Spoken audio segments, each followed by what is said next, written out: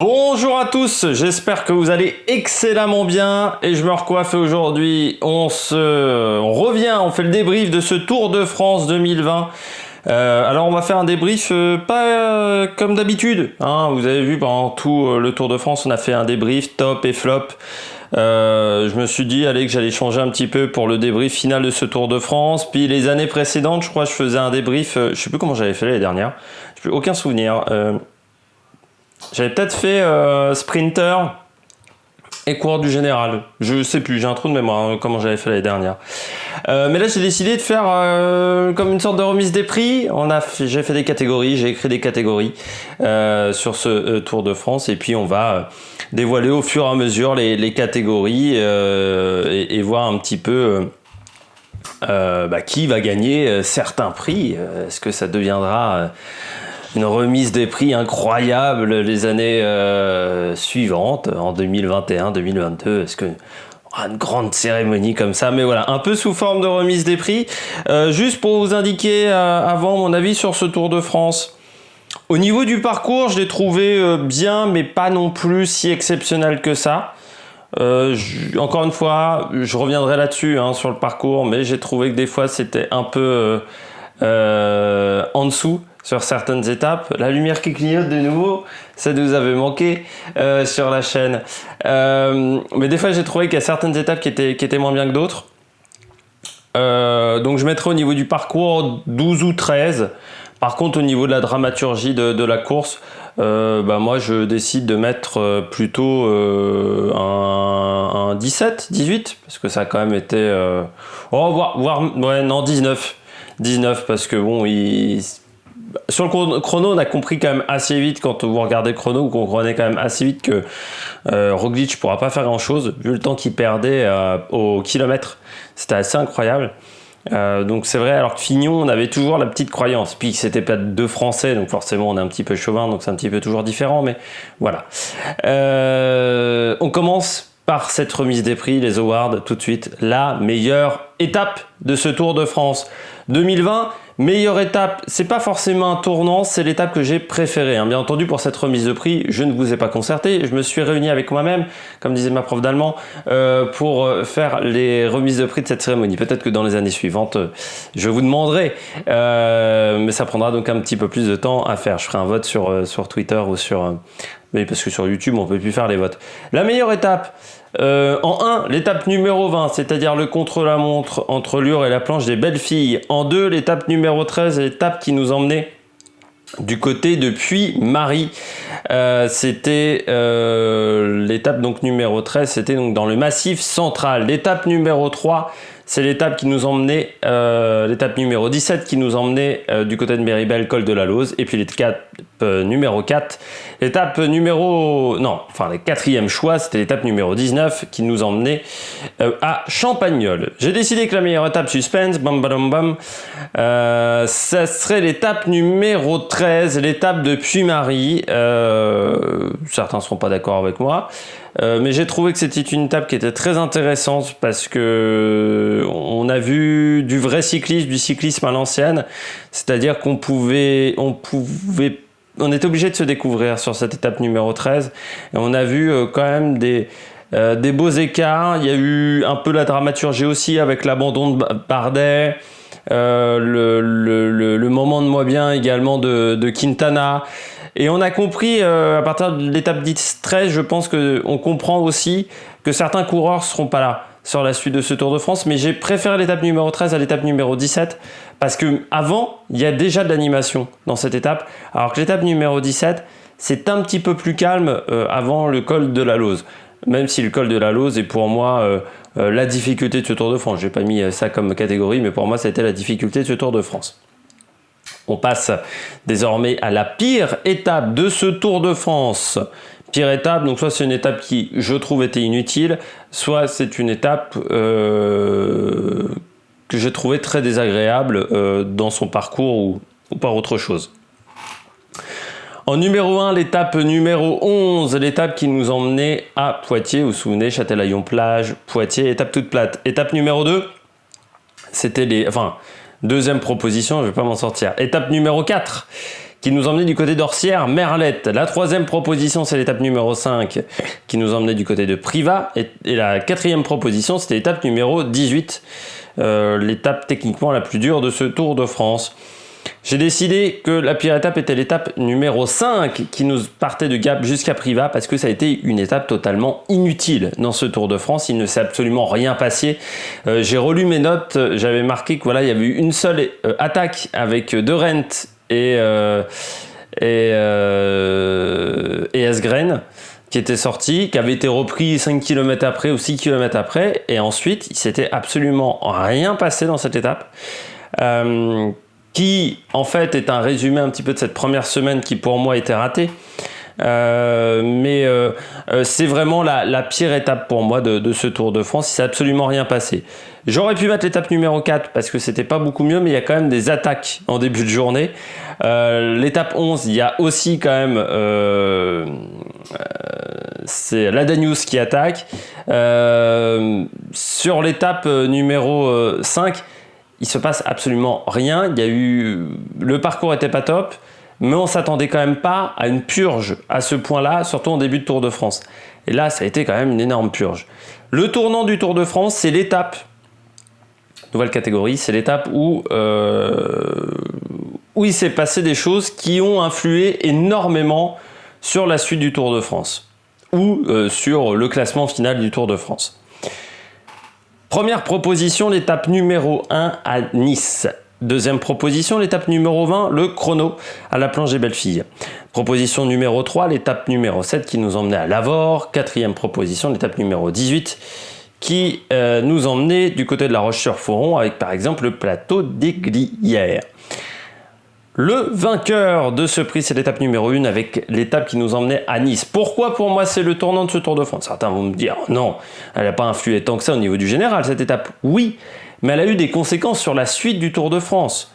Quintana tombe, Bardet tombe. Non, Bardet n'était pas tombé, pardon, je dis une bêtise. Pinot tombe, Bernal également, Miguel André Lopez. On s'aperçoit que sur cette étape-là, ça nous a éliminé quand même Thibaut Pinot. Ça a éliminé énormément d'équipiers. Sivakov par exemple chez Ineos. Et que peut-être que ça a provoqué également des petits soucis pour certains coureurs. Par exemple, Quintana chute une première fois là. Alors ça ne lui a pas posé de problème physiquement, on a l'impression, mais peut-être que ça a fragilisé son genou et qu'ensuite les douleurs qu'il a ressenties après sa deuxième chute étaient dues à cette première chute. Je trouve que cette étape a eu énormément de conséquences sur la suite de ce Tour de France, sur le fait qu'on ait perdu qu'on ait perdu des leaders très tôt et des coureurs qui auraient pu aider des équipiers également et qui n'ont pas pu le faire. Donc je trouve, et qu'elle a fatigué énormément les organismes avec énormément de tension, cette étape numéro 1. Donc je considère que voilà, c'était un tournant du Tour de France. On passe à la meilleure semaine de ce Tour de France. J'ai décidé de mettre la deuxième semaine qui pour moi est la meilleure semaine de ce Tour de France. Pourquoi? Ça roulait extrêmement vite, même les étapes pas extrêmement passionnantes ont été passionnantes. L'étape de l'île de Ré, île de Léron, île de Ré, je m'attendais vraiment à rien sur cette étape, je m'attendais à une purge et pourtant ça a été intéressant. L'étape de Poitiers, j'ai quand même mis dans le classement des pires étapes, oui, mais je m'attendais vraiment à rien non plus de cette étape-là et ça n'a pas été si catastrophique que ça et ça a quasiment été l'étape la plus chiante de cette deuxième semaine. Ensuite, on a l'étape, l'arrivée à Saran. C'est une étape aussi, il se passe énormément de choses devant avec la victoire de Marc Hirschi. Le lendemain, Puy-Marie, il se passe également beaucoup de choses sur l'étape de Puy-Marie. On a l'étape de Lyon, l'arrivée à Lyon qui a été très spectaculaire. Et puis, quasiment une étape un peu moins intéressante, mais il s'est quand même passé des choses. C'est l'étape qui nous emmenait au Grand Colombier. En plus, c'est une semaine où on a roulé extrêmement vite et je pense qu'elle a eu des conséquences sur cette dernière semaine du Tour de France qui a été un peu moins intéressante parfois. C'est que c'est une semaine qui a énormément fatigué les organismes parce qu'on a roulé très rapidement. Quasiment toutes les étapes, on a eu une première heure à plus de 50 à l'heure. Donc ensuite, ça a eu des conséquences sur la suite du Tour de France. Et puis n'oublions pas également qu'il y a les 2 fois où la Bora tente un coup tactique et se fait complètement piéger également. La pire semaine de ce Tour de France pour moi, ça reste la première, mal conçue, mal pensée, des étapes de montagne qui n'ont servi à rien, un parcours à Nice qui était extrêmement dangereux, l'étape de Privas qui n'a servi absolument à rien. On a eu quand même sur les 5 premiers jours jusqu'à l'étape de Lavore, donc de l'étape 1 à 6, on était tout le temps en retard sur les horaires, il se passait très peu de choses, on avait une échappée qui partait dès les premiers kilomètres et ensuite il se passait plus rien. Le summum, c'était l'étape numéro 5 à Privas, mais les autres étapes ont quand même pas été incroyables. Même la deuxième étape à Nice, si tu enlèves les 10 derniers kilomètres, très clairement, c'est quand même pas l'étape de l'année. Donc ça, je pense qu'elle a été mal conçue cette première semaine, qu'on a voulu mettre de la difficulté, mais sauf que la difficulté, quand on la met et que c'est mal placé, c'est pas toujours top. Et puis même les Pyrénées, ça a été le massif le moins intéressant au final également de ce Tour de France. Donc je trouve qu'il y a eu pas mal d'erreurs sur cette première semaine et qu'on aurait pu faire beaucoup mieux. Nouveau prix, le moment cocasse. Le moment cocasse, alors c'est un moment drôle, voilà, surprenant de ce Tour de France. Première proposition, Christian Prudhomme, testé positif après la première semaine du Tour de France. L'un des rares testés positifs, ce qui est un moment assez cocasse, le lendemain d'avoir reçu Jean Castex. Il y a un petit côté quand même peut-être karma. Deuxième, le maire de Lyon pour l'ensemble de son œuvre. Il y a eu plein de choses pour le maire de Lyon. 3. La perte du maillot jaune par Julien Alaphilippe avec ce fameux bidon pris à 17 km de l'arrivée qui a permis de provoquer des débats sur la suite de ce Tour de France pendant 2-3 jours. Et puis en 4, la fameuse question con d'Alexandre Pasteur. La question con d'Alexandre Pasteur, est-ce que c'est plus facile quand le peloton roule lentement ou roule rapidement? C'est ce que lui avait répondu, que c'était une question con, ce que lui avait répondu Thomas Vauclair. Tiens, il y a une bébête qui vient de passer devant la rétine. Eh bien, j'ai décidé de mettre le maire de Lyon comme grand vainqueur pour l'ensemble de son œuvre. Alors déjà, il y a cette interview où il dit que le Tour est machiste et polluant. 2 jours avant l'arrivée du Tour de France, donc ça met déjà une bonne ambiance avec ASO. Alors que le Tour de France est polluant, le Tour de France fait énormément d'efforts. Qu'à Lyon, c'est pas comme s'il y avait des événements qui étaient extrêmement polluants, comme la fête des Lumières, qui est une fête extrêmement polluante. C'est pas une ville vraiment extrêmement remarquable au niveau de l'écologie, Lyon, il faut le dire. Machiste. Déjà, il y a beaucoup de femmes quand même dans les équipes cyclistes qui n'ont pas toujours des rôles qu'on pourrait croire ingrats. Alors ensuite, on dit que c'est machiste parce que vous avez des directeurs sportifs qui sont des hommes. Je pense que c'est une des raisons. Ça, c'est vrai. Je pense aussi que le Tour de France fait des efforts sur certains aspects. Je pense pas quand même que ça soit le sport le plus machiste. Quand vous regardez le public du Tour de France, il y a beaucoup de femmes aussi. Il n'y a pas que des hommes sur le parcours, sur le public autour du Tour de France. Donc je pense que considérer que le Tour est un événement machiste, je trouve que c'est faire un procès d'intention. Et puis surtout reprocher au Tour de France qu'il n'y ait pas de Tour de France féminin. Je rappelle qu'il n'y a pas de Tour d'Espagne féminin également. Il y a eu un Tour de France féminin, on l'a arrêté parce que ça faisait pas d'argent. Très clairement, il faut le dire, à l'époque de Gianni Longo. Je voudrais également signaler que Gianni Longo a fait énormément de mal au cyclisme féminin en France, parce qu'elle était en dehors des structures et qu'elle n'a pas aidé à améliorer la visibilité du cyclisme féminin. Donc on a pris énormément de retard à cause de Gianni Longo, et qu'on a rattrapé que depuis une dizaine d'années. Pendant très longtemps, on n'avait pas d'équipe française professionnelle. Aujourd'hui, vous avez la Groupama qui a mis de l'argent, Arkea également, vous avez... des équipes qui mettent des moyens. Alors, il y a encore du retard. De toute manière, le cyclisme féminin par rapport au masculin, en termes de visibilité, il y a du retard. Mais ASO organise en plus des courses féminines depuis très longtemps. La Flèche Wallonne, Liège-Bastogne-Liège. Donc, je trouve que c'est vraiment faire un procès d'attention. Et puis, du côté du maire de Lyon, ce qui a été quand même le summum, c'est de remettre le maillot vert. Alors que c'est une entreprise automobile pas forcément extrêmement verte qui sponsorise de toute façon, il n'y a aucune entreprise automobile qui est verte, parce que je rappelle que les voitures électriques, ça a failli être écolo. Et je m'y connais en automobile, donc je peux vous dire que ce n'est pas du tout écolo, c'est même pas loin d'être pire que des voitures essence, surtout si on considère et qu'on prend en compte l'utilisation des ressources en eau douce pour fabriquer des batteries au lithium. Donc c'est quand même très drôle quand on voit un maire remettre un maillot vert qui est sponsorisé par Skoda. Le tournant du Tour de France. Alors là, on avait eu l'étape qui était le tournant du Tour de France. Là, c'est le moment un peu tournant de ce Tour de France. Première proposition, la défaillance de Egan Bernal.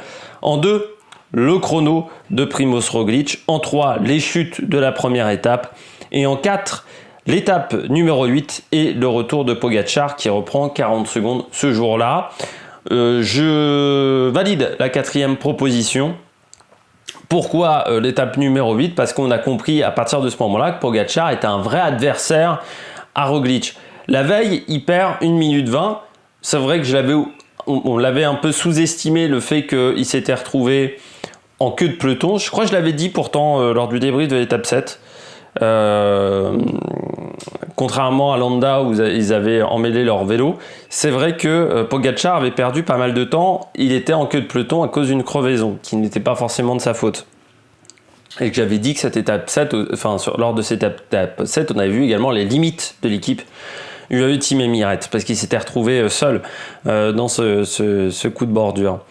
Mais le lendemain, sur une étape qui pourtant pas extrêmement difficile parce que les étapes dans les Pyrénées, elles n'étaient pas extrêmement dures, il revient dans le jeu, il reprend 40 secondes, et là je me dis, à ce moment-là, c'est un véritable leader et ça va être un adversaire pour ce Tour de France. Jusqu'à maintenant, à Orsières-Merlet et au Mont-Aigual, il avait fait une bonne étape, il avait suivi, il avait gagné cette étape du Mont-Aigual, qui remporte.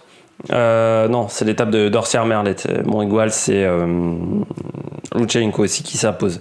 Mais Orsières-Merlet, puis je m'étais dit, c'était pas de très grandes difficultés non plus, il n'y avait pas de fort pourcentage. Mais là, d'Ouldanvielle, vous aviez le port de Balès qui était avant, qui était une difficulté avec des forts pourcentages, qui est une difficulté majeure du Tour de France. Et là, je me suis dit, il va falloir quand même faire attention à ce mec-là. Surtout qu'encore une fois, je savais qu'il finissait bien les 3e semaines. Donc, quand il a repris 40 secondes, je me suis dit, Roglič le sous-estime, j'ai l'impression. Je ne sais pas pour quelle raison. Je pense parce que c'était un compatriote et qu'il a été un peu trop gentil, Roglič, parce que c'est un compatriote. Alors, on n'a pas cet effet-là en France, parce qu'en France, on est une grande nation de cyclisme. Mais en Slovénie, ils sont que 5 sur le Tour de France, donc ils se connaissent tous. Et je dirais il a fait preuve de trop de gentillesse, Roglič. On l'a vu plusieurs fois, on aurait dit un tonton avec son neveu. Vous voyez, dans l'idée, par exemple, l'étape 18, quand les deux sont quasiment l'un bras dessus, l'un côte à côte. Et c'est à ce moment-là que je me suis dit, il a quand même fait une erreur parce qu'il se retrouve plus qu'à 40 secondes et il va falloir faire attention à lui. On va accélérer un petit peu le rythme parce qu'on est déjà quasiment à 20 minutes de vidéo. L'équipe du Tour de France. Première proposition, la Jumbo. En 2, la Bora. En 3, Bahreïn. En 4, Sunweb. La Sunweb. Pour moi, là encore 4e proposition. Pourquoi la Sunweb ? Parce que on a eu les animateurs de ce Tour de France. C'est-à-dire que si on n'avait pas eu la Sunweb, l'étape numéro 9, je pense qu'on se fait chier. S'il n'y a pas Hirschi qui attaque 3 fois. Hirschi nous a quand même fait énormément. Vous avez les attaques de Kragh Andersen. C'est la seule équipe qui a eu un train sur ce Tour de France pour Chasebol, il faut également le dire. On a vu également Nicolas Roche quelques fois à l'attaque. C'est une équipe qui s'est énormément montrée, alors que pourtant, je ne m'attendais pas à grand-chose. Quand vous regardez l'effectif, vous vous dites, c'est quand même pas la meilleure équipe du Tour de France. Enfin, Chasebol, on savait, c'était pas le meilleur sprinter. Il y avait également, je reprends la start list, Tige Benoot, c'est un bon coureur, mais qui n'a pas fait grand chose depuis le début de saison. Vous aviez Niklas Arndt, c'est pas non plus le meilleur le meilleur sprinter du monde. Chasebol, Niklas Arndt, en plus, ne savait pas trop qui serait le leader. Marc Hirschi, c'était quand même un jeune, c'était son premier grand tour, donc on ne sait pas trop comment le corps va réagir, même s'il est bon chez les juniors, chez les espoirs. Des fois, le passage entre espoir et professionnel est compliqué, même si ces derniers temps, c'est un peu moins le cas. Demandez quand même à Matej Mohoric, qu'on n'a jamais vu performer au haut niveau. Kragh Andersen, Neuwenhuis, c'était pas facile non plus. Pedersen, Roche, on savait pas trop quel était le profil de cette équipe. Et au final, on les a énormément vus et beaucoup plus vus que prévu. J'aurais pu mettre la Bora, mais la Bora, on les attendait, on voulait les voir devant. La Jumbo aussi, on les attendait à les voir devant. La Sunweb, on les attendait pas. C'est pour ça que je leur donne ce prix. L'équipe qui n'a servi à rien sur ce Tour de France, qu'on a peu vu, qui aurait pu ne pas être invitée, ça nous aurait fait un petit peu la même chose. En 1, Total Direct Energy. En 2, la team NTT. En 3, Israel Startup Nation. J'aime bien le faire avec l'accent américain. Et puis en 4, la Groupama FDJ.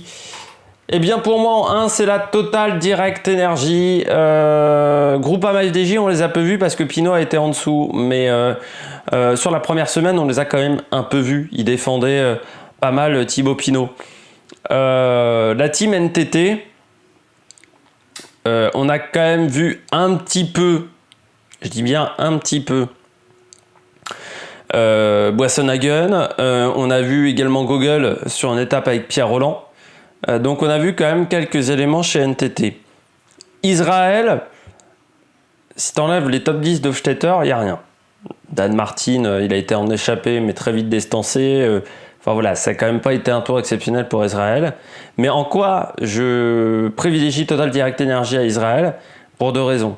Israël, c'est une équipe World Tour. Donc elle n'a pas forcément une obligation de résultat sur le Tour de France. C'est bien d'être performant, mais elle sait qu'elle a également les autres grands tours. La différence, c'est que Total Direct Energy, c'est une équipe invitée. Alors invitée, c'est-à-dire que c'est une équipe qui s'est fait chier à se qualifier l'année dernière. Si c'est pour faire ce genre de performance en se faisant chier à qualifier l'année dernière, ils pouvaient s'en passer. En plus, pour moi, c'est une équipe française. Quand tu es une équipe française et que tu n'arrives pas à être animateur de la course, je trouve ça un peu décevant. Et puis, très clairement, sur les sprints, Bonifacio n'a jamais été là. Anthony Turgis n'a pas été là non plus sur les autres sprints. Romain Sicard, ils ont pris quelques échappées, mais pas tant que ça non plus. Ils ont raté des grosses échappées également. Donc, ils ont vraiment fait un tour très décevant. Et pour moi, s'ils n'avaient pas été là, ça n'aurait pas changé grand-chose. Ils ont même emmené un coureur qui était fatigué, qui était Lilian Calmejane, qui était fatigué avant le début du Tour de France. Donc je trouve qu'ils sont un peu foutus de la gueule du Tour de France.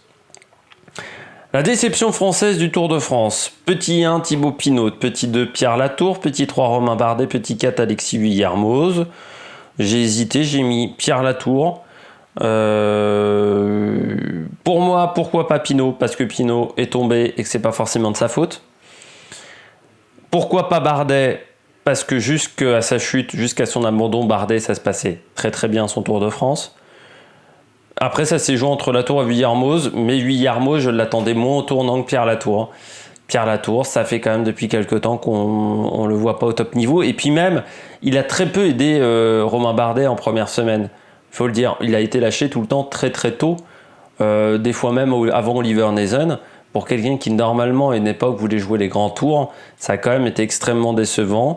Alors on sait qu'il est recruté par Total Direct Energy, j'espère que ce changement d'air va lui faire beaucoup de bien, parce que c'est vrai que ça fait depuis quelques mois, voire quelques années, qu'il est quand même, je trouve, qu'il stagne, voire il est en régression, et je trouve ça un petit peu décevant. La déception étrangère du Tour de France. En 1, Egan Bernal. En 2, Nizzolo. En 3, Bourman. En 4, Uran. J'ai hésité entre Bernal et Bourman. J'ai mis Emmanuel Bourman parce que il était quand même 5e l'année dernière et que cette année, on ne sait pas trop ce qui s'est passé. Pourtant, la Bora avait mis plutôt une équipe sympa autour de lui. Quand vous voyez Kemna, quand vous voyez même des mecs comme Mühlberger, comme Charman, quand vous mettez Charman à son service, vous dites quand même que techniquement, Bourman, il est là pour jouer un bon classement. Et puis, rien n'a fonctionné. Il y a eu une chute très tôt. Mais même derrière, il n'a jamais été au top. J'ai pas l'impression qu'il ait souffert. Il était juste pas en forme. Donc, j'ai mis Bourman. J'aurais pu mettre Bernal. Très clairement, j'ai hésité entre les deux. Mais j'ai voulu pas tout mettre sur la tête de Bernal. Donc, je me suis dit, allez, je mets sur Bourman. Le frustré du Tour de France. Alors, le frustré du Tour de France, c'est le coureur qui est passé pas loin de la gagne plusieurs fois et qui à la fin de ce Tour de France se dira ah quand même putain je suis pas passé loin et j'en ai pas claqué une. Donc c'est forcément des coureurs qui n'ont pas gagné d'étape sur ce Tour de France. En 1, Peter Sagan. En 2, Brian Cocard. En 3, Marc Soler. En 4, Richard Carapaz. J'ai décidé de mettre Marc Soler, mais j'ai hésité avec Carapaz. La différence, c'est que Carapaz, son équipe a quand même gagné une étape et qu'il y a eu cette fameuse stratégie avec Kwiatkowski. Je ne suis pas sûr que c'est lui qui est totalement décidé à ce moment-là. Dans le cas de Marc Soler, 2 fois, il était le plus fort de l'échappée. 2 étapes d'affilée. Que ça soit l'étape de Puy-Marie et même la veille, et 2 fois il fait la même erreur, c'est-à-dire il accélère comme un demeuré et il craque 5 km après avoir accéléré extrêmement fort et il se fait contrer. Et ça, je trouve ça assez fantastique de sa part. Et c'est pour ça que j'ai mis comme le frustré du Tour de France, parce qu'il se dira quand même après coup, je l'ai quand même très très mal joué tactiquement à chaque fois. Le poissard du Tour de France, le coureur qui n'a pas eu énormément de chance. Alors en 1, Anthony Perez, en 2, Pavel Sivakos, en 3, Sergio Higuita et en 4, Romain Bardet. J'ai décidé quand même de choisir Anthony Perez pour le fait qu'il ait récupéré le maillot à pois et que juste après il se fasse renverser par la voiture de son directeur sportif. Donc il y a une accumulation de poisses.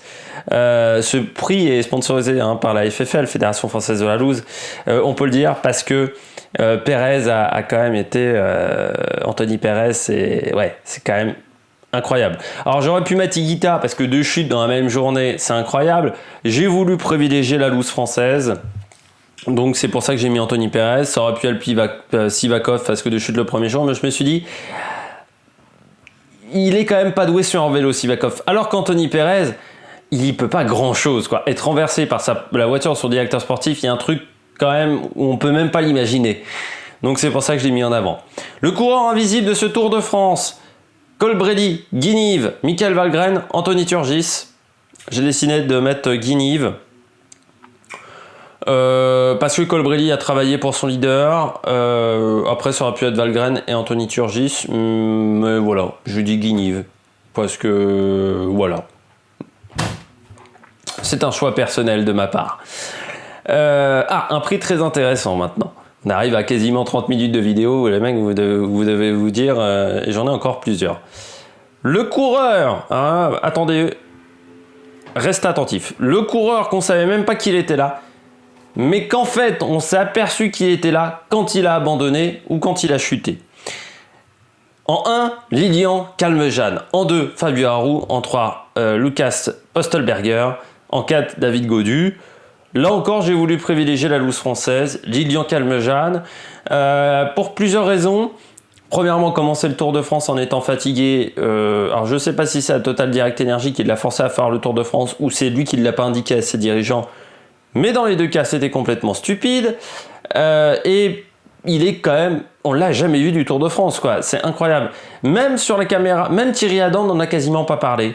Alors pourtant, il était lâché assez régulièrement. Et puis, il a abandonné dans l'indifférence générale sur une étape pas forcément extrêmement difficile. Donc, voilà. Ça a été la loose totale, je dirais, pour Lilian Calmejane. Maintenant, on passe au prix un petit peu intéressant, les meilleurs, le best of the best. La révélation du Tour de France. En 1, Marc Hirschi. En 2, Lennard Kemna. En 3, Tadej Pogačar. Et en 4, Sepp Kuss. J'ai décidé que ça serait Marc Hirschi. C'était assez serré, en fait, avec Sepp Kuss. Pas avec Lennard Kemna, parce qu'on l'avait déjà vu sur le Dauphiné libéré, donc on savait qu'il était en forme. Pas forcément avec Tadej Pogačar, parce que l'année dernière, il avait fait la Vuelta, et on savait là aussi qu'il était plutôt en forme, et on s'attendait quand même à le voir dans le top 10. Alors peut-être pas aussi haut, peut-être pas la victoire sur le Tour de France, mais on s'attendait quand même à le voir dans le top 10. Ça s'est joué avec Sepp Kuss, parce que Sepp Kuss, je ne m'attendais pas à ce qu'il soit aussi performant pour aider Primož Roglič, et qu'il arrive à grimper aussi loin dans les difficultés. Et surtout encore là en 3e semaine. Mais Marc Hirschi a été animateur, il a été devant. Moi, il m'a surpris lors de l'étape à Nice. Il m'a surpris également lors de sa victoire parce qu'il l'a joué très finement. Donc voilà, il y a un ensemble. Il m'a surpris également d'être encore en échappée en 3e semaine. Donc voilà, il y a un ensemble de choses qui font que pour moi, c'est la révélation de ce Tour de France. La révélation française de ce Tour de France, En 1, Nance Peters. En 2, Kenny Ellison. En 3, Quentin Paché. En 4, Hugo Hofstetter. J'ai décidé de mettre Quentin Paché.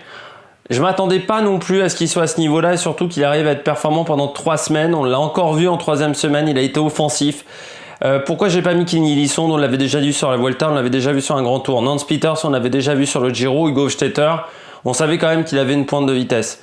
Quentin Paché, on s'attendait pas à ce qu'au niveau international, avec quasiment les meilleurs coureurs du monde, il arrive quand même à se distinguer un peu de la masse des coureurs. Et je trouve que ça c'est fort, et je trouve qu'il a montré qu'il était ultra performant, et chapeau Jérôme Pinault de l'avoir intégré dans cette équipe pour le Tour de France. L'offensif de ce Tour de France, c'est le coureur qu'on a vu énormément à l'avant, qui a attaqué plusieurs fois et qui s'est montré vraiment à l'attaque. En 1, Richard Carapaz.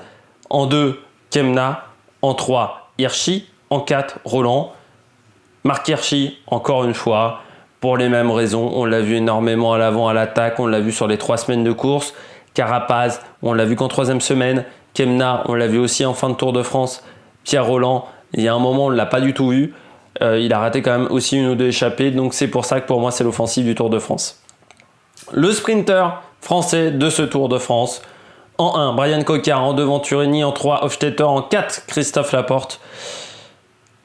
Brian Cocard, pas forcément qu'il ait fait un Tour de France incroyable. Il a fait un Tour de France à son niveau. On l'attendait à ce niveau-là, mais pas largement au-dessus. Pas toujours très bien emmené non plus, Brian Cocard, mais ça a été le plus régulier des sprinteurs français. Je crois que très clairement sur ce classement-là, il n'y a pas vraiment de soucis à voir. Il n'y a pas vraiment de contradiction à apporter sur ce classement-là. J'ai oublié, mais je le mets tout de suite, le maillot inutile de ce Tour de France, c'est-à-dire le classement qui n'a servi à pas grand-chose. J'ai décidé de mettre le maillot à poids. Le nouveau barème du maillot à poids, enfin le barème depuis la victoire de Samuel Sanchez, m'énerve énormément parce que, à part Julien Alaphilippe et à part Warren Barguil, grosso modo, vous partez 2 jours en échappée, ça vous suffit à vous faire votre total de points. Je trouve ça un petit peu lamentable. J'aimerais qu'on revienne à l'ancien barème. Surtout, j'aimerais qu'on remette des points sur les 2e et les 3e catégories, parce qu'un 2e catégorie qui vaut 5 points pour le vainqueur, c'est pas normal quand vous avez des hors-catégories où c'est 20 ou 30 points, je sais plus, pour les hors-catégories.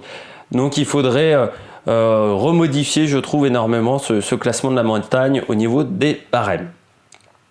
Le sprinter du Tour de France. En 1, Caleb Ewan. En 2, Wout van Aert. En 3, Sagan. En 4, Sam Bennett. Sam Bennett, j'aurais pu mettre Wout van Aert. Très clairement, j'ai hésité entre les deux. Parce que Wout van Aert a été très très fort. Il s'est démerdé seul. Mais il a été aussi bon en montagne. Donc c'est très difficile de savoir à quel niveau mettre Wout van Aert. Il aurait pu être révélation. Au final, il n'aura pas de prix. Mais ça aurait pu être un peu partout. Sam Bennett, pourquoi? Parce que je ne m'attendais pas à ce qu'il arrive à y aller au bout du Tour de France. Je ne m'attendais pas à ce qu'il arrive à gêner autant Sagan sur le classement du maillot vert, à prendre des points à Sagan même sur les sprints intermédiaires, qui gagne 2 étapes, ça je pouvais m'y attendre. Qui gagne aux Champs-Élysées, on peut s'y attendre. Mais déjà sa manière dont il gagne sur les Champs-Élysées, en se replaçant dans la roue de Mats Pedersen parce que Morkov l'emmène un peu trop tôt devant, ça c'est déjà de l'intelligence. Il a été très intelligent sur le Tour de France, il s'est dépassé énormément. Donc moi c'est pour ça que je le mets devant Sam Bennett. Le Français du Tour de France, au niveau du classement général, enfin au général, qui a été le Français de ce Tour de France? C'est plus des grimpeurs dans ce classement. En 1, Guillaume Martin. En 2, Julien Alaphilippe. En 3, Warren Barguil. En 4, Kenny Ellison.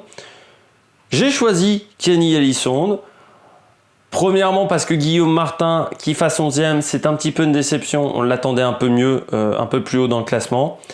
Alaphilippe, on ne l'a quand même pas vu à son aise. Il prend le maillot lors de l'étape numéro 2, mais on pouvait presque s'y attendre. Warren Barguil, il a été bien, mais il y a quand même des Tours de France où il a été meilleur, même s'il a fait un gros travail d'équipier pour Quintana. Je trouve que Kenny Ellison a fait un meilleur travail d'équipier que Warren Barguil. Je trouve qu'il a énormément participé à la 3e place de Richie Porte sur ce Tour de France. Et je voulais saluer son travail, un travail peut-être de l'ombre, mais un travail de qualité. Et puis le coureur du Tour, le coureur qui a marqué ce Tour de France en 1, Pogacar. En 2, Roglic. En 3, Carapaz. En 4, Marc Hirschi. Pogacar, parce que il a été à l'attaque. C'est quand même très rare qu'un vainqueur du Tour de France gagne 3 étapes et 3 étapes de cette manière. On l'a vu souvent l'attaque, il a attaqué énormément de fois, il a fait un énorme contre-la-montre. C'est quand même important de voir également qu'on peut gagner sans avoir une équipe extrêmement forte parce qu'il a réussi à le faire. Quand vous voyez quand même l'effectif de son équipe où vous aviez Christophe et lui, il perd 2 coureurs pour la montagne extrêmement tôt. C'est sûr que Pogačar, je trouve, a été sensationnel sur ce Tour de France et c'est pour ça que je voulais le saluer. J'espère que vous avez aimé cette vidéo. Si vous avez aimé cette vidéo, n'hésitez pas à mettre un pouce bleu, n'hésitez pas à réagir dans les commentaires si vous êtes d'accord, pas d'accord avec moi, si vous vouliez qu'il y ait d'autres prix. Peut-être que ça m'y fera penser pour le Giro, parce que je pense qu'on fera pareil pour le Giro. Et puis n'hésitez pas à vous abonner à la chaîne également. On se retrouve pour de nouvelles aventures. Il y aura la présentation du parcours des championnats du monde. On fera les championnats du monde. Il y aura la moto qui arrivera avec un peu de retard. Il y aura les audiences également. Il y aura la moto 2, moto 3, moto I. Il y a encore plein de choses sur la chaîne cette semaine. Allez, ciao ciao sur la Maniac Production.